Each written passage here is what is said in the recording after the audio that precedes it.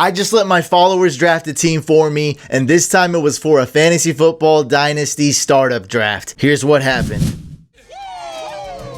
What's up, Couch fam? Welcome to another crazy, wacky draft video. Unfortunately, this was a slow draft, and it pretty much had to be. I couldn't film it live or anything like that. It took multiple weeks, a lot of voice calls on Discord, a lot of voting, a lot of back and forth arguing, but we got through a 26-round startup draft. The site we played on is FFPC. It's the home of serious season, lawn, and dynasty money leagues. If you can't get a bunch of your friends to agree on a time and to get them to get into a $250 buy-in league or anything like that, it's a lot of trouble for a lot of people. I do suggest playing on a site like FFPC, and I partnered up with them and they allowed Couch fam a special deal. Right now you get $25 off any FFPC league entry of $35 or more for any new player. So if it's your first time signing up, use the link below and you get a $25 discount and will be applied automatically at checkout. Just follow the link below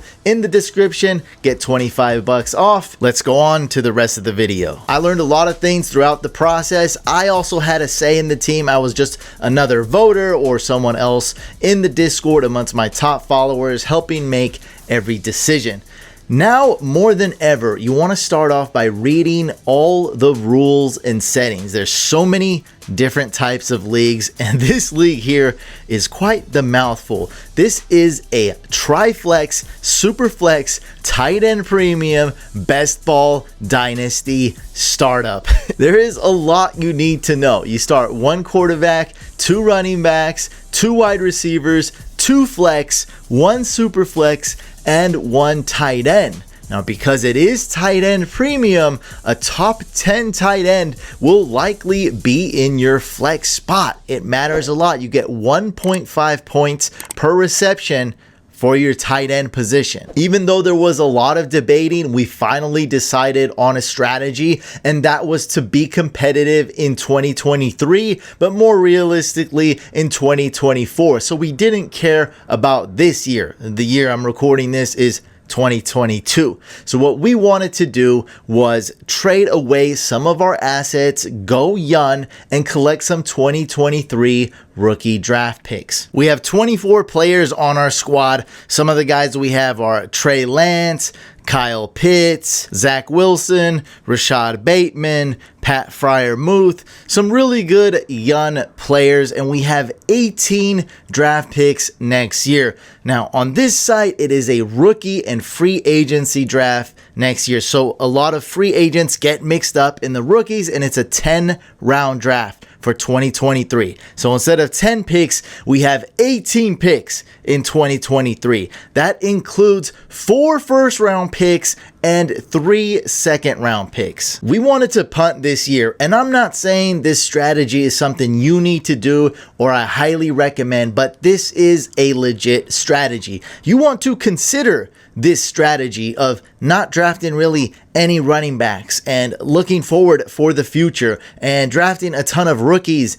next year, trading away your assets now and stacking up on the rookie draft next year if that upcoming rookie class is stacked. And 2023 is stacked. Lots of good quarterbacks, lots of good running backs, and one of the best, if not best, tight end prospects ever. So when you do have a rookie class coming up that's stacked, this is a legit dynasty strategy you may want to consider. We didn't really draft any running backs. You had to draft 2 of them, so that's what we did, the absolute bare minimum. But we're looking forward into the future. Hopefully we'll win a championship in 2024. Because this was a serious money league, $250 buy-in plus a deposit for next year, I don't think a lot of people were just like, oh, let me just throw away my money this year. It's a little bit crazy to take all these huge risks, and that's just what I'm thinking. So it was a little bit easier for us to do it, and we got some pretty good value trades. Now, one thing I learned though is if you have a good trade offer, like a really good trade offer, don't get greedy with a counter. That's one of the things that I suggested, was like, hey, let's counter. Let's get greedy here. Sometimes people can get their feelings hurt and the trade offer could be left off the table. A lot of times the counters I suggested ended up working. We got a lot of great players from them, such as Jameson Williams. We got an offer for Amari Cooper. That was a great cheap deal. We got Kyle Pitts for a good deal. We got a ton of 2023 picks. But when I suggested to counter for DK Metcalf and get greedy, it was the wrong decision, but you live and learn, and I'm passing on this info to you. Knowing the draft class is very important. So we knew that in 2022, the wide receiver class was strong, right? But the QB class wasn't. So let's draft a lot of wide receivers this year. We knew that in 2023, the RB class was strong. The class is strong in general. So let's wait and let's draft 3 or more running backs next year. Running backs are easy to acquire in this league anyway. It was very difficult, especially as a group, to stay the course. We wanted to go 0 RB, and after round 4, after we drafted Rashod Bateman, and we started making more trades, I think it was pretty evident that we needed to stay the course. Took a little bit of debating and arguing amongst ourselves, but ultimately we decided to stay the course as a team, and it ended up working quite well. We drafted 24 players and only 2 running backs super late in the draft. We really want to get that first overall pick next year. It's pretty important because a lot of dynasty leagues have 4 rounds, 5 rounds, 6 round rookie drafts. In this one, remember, it's 10 rounds, so you don't only get the 1.01. You get the 2.01, 3.01, and so forth. A lot of players that work well in this strategy that we got were Calvin Ridley, Michael Gallup, who's coming off of an injury, right? Calvin Ridley's not playing at all. Hassan Haskins is nothing more than really a handcuff, not going to see a lot of workload, but something happens to Derrick Henry, boom, he's going to be a lot better. Another guy you can go for with this type of strategy could be Kenneth Walker. We were debating on him with Rashad Penny being the starter this year. Kenneth Walker is a good sleeper running back that's gonna eventually explode. It might be like week 6, it might be next year, but he probably won't have a strong start the first few weeks, with Rashad Penny being that starter in Seattle. If you're interested in this strategy, another way to accomplish it would be to trade for injured running backs. Last year, I know a lot of people that traded for Cam Akers, got him super cheap, maybe traded for Dobbins after he got injured, or traded for James Robinson after he got injured. Now, if it's an Achilles injury, you want to be extra careful and get him for super cheap. But if it's an ACL injury or something else that's even minor than an ACL injury, not saying ACL is minor or anything, but we expect the guy to be back within a year or 2 and be pretty good.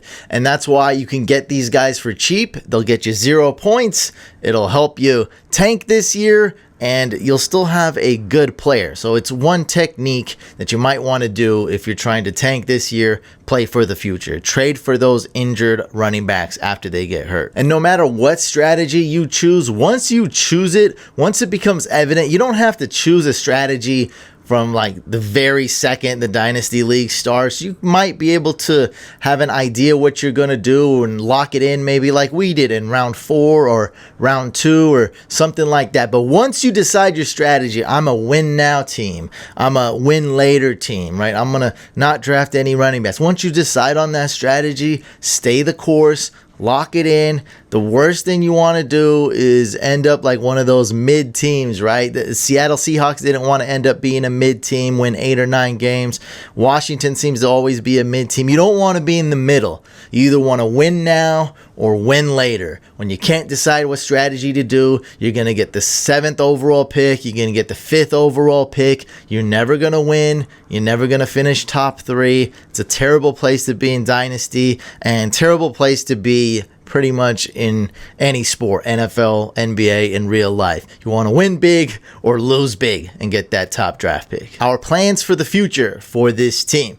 Like I said, we might be trading for some injured running backs. If any pops up and is going to miss 6, 8 weeks or miss the entire season, we might want to trade for one of those running backs. We plan to draft a lot of running backs. We know there's a lot of good running backs next year, so we're going to take at least 3 good ones. That's our plan. We want to dominate the young tight end position, right? So we want to have Kyle Pitts. We got Freiermuth. We're going to probably draft another young tight end, Michael Mayer. We also have a lot of ammunition. We got 3 second-round picks. We got 4 first-round picks, 18 total picks. We don't want to use all 18 of those picks, so we want to trade up, get our guys, lock in a few elite players, secure the dynasty for the future. I do want to leave the draft board up for you guys to see. So here's the entire draft board. We drafted from the 6th slot, but we did make a lot of trades. So yeah, just pause it here or, you know, take a look. This is how the draft board went. We're very happy with our team, but what do you think? Do you think we did good? Do you think this was a crazy idea? Like, I just want to know your thoughts, so drop a comment. Just so you know, I won't be doing this again for Dynasty. It was a lot. It was really a lot of work, a lot of sacrifices, a lot of debating. I love how the team came together. Like, I don't want to just seem like we were arguing the whole time, but it was heated. And it was intense, and I had a lot of fun. It took a lot out of us, and it got us to see just a tiny sample of how real NFL front offices think, right? You got like half the guys arguing that we're going to draft Jalen Waddle, and you got the other half arguing that he's gonna end up like Henry Ruggs. It's funny, it's crazy, and that there's probably a lot of heated debates in a real front office, and it's probably throughout the whole year, right? Throughout several years, and it's a lot more work, right? So we just got a little taste of that. It's probably way more extreme, and it's something that just I didn't really think of, I didn't really appreciate. But there's a lot of scouting, a lot of crazy debates, a lot of strong opinions, and you know, there's kind of a structure, right? You got the top boss, the owner, you got the vice president, GM, like there's a lot going on, and you know, we tried to do that. The first day or two was really rough. I mean, I didn't think it was gonna work, but after that, it was a lot of smooth sailing. We came together, and I really think it was about 10 or 12 of us. Most of the time it was my top followers on Discord. It was pretty organized. After the first day or two, it was much better to be a team than a solo person. So this team definitely did way better than I would have as an individual, and I think the team did way better than really anybody would have done as an individual. When you got 10 good minds together working for a common goal, I think the results end up being better. So props to the community, props to you guys. Thank you so much for making this work, and you know, most importantly, I think we had a great team, which makes me really happy, and that was the goal for this social experiment or project. It was a success. I hope. Well, we'll see how Zach Wilson does, and then we'll see if it's a success or not. Again, guys, check out the link below in the description to get $25 off any $35 league or more expensive if it's your first time playing on FFPC. Huge shout out to them. Thank you for making this video possible, FFPC. And subscribe to this YouTube channel. Subscribe to our second YouTube channel, Fantasy Couch Podcast. Drop a comment below. Let me know what you think of this league and our draft. Smash that thumbs up. I appreciate you guys so much. Couch fam is the best community in the world. I'll catch you guys on the next video / live stream.